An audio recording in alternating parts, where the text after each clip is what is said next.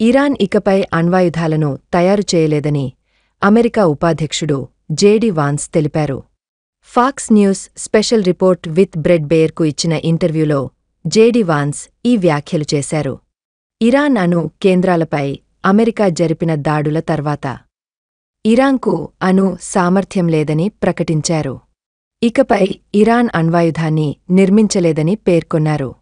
America జరిపిన దాడుల్లో Iran అణు కేంద్రాలు పూర్తిగా ధ్వంసం అయ్యాయని పేర్కొన్నారు.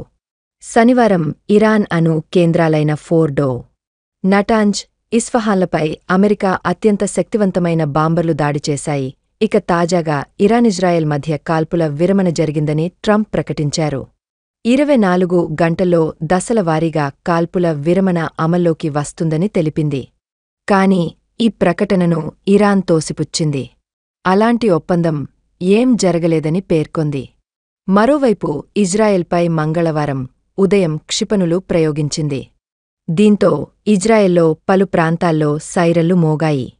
అంతేకాకుండా పశ్చిమాసియాలో అమెరికా దళాలే లక్ష్యంగా ఇరాన్ క్షిపణులు. జూన్ 13న ఇరాన్పై ఇజ్రాయెల్ యుద్ధం ప్రారంభించింది. అణు కేంద్రాలే లక్ష్యంగా దాడులు చేసింది. అనంతరం ఇరాన్ కూడా ప్రతీకార దాడులు ప్రారంభించింది. ఇంతలో అమెరికా కూడా జోక్యం పుచ్చుకుని ఇరాన్ అణు కేంద్రాలే టార్గెట్గా దాడులు చేసింది.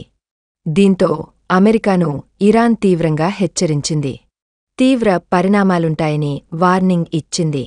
అన్నట్టుగానే ఇరాన్ పశ్చిమాసియాలో ఉన్న అమెరికా దళాలే లక్ష్యంగా దాడులు చేస్తోంది.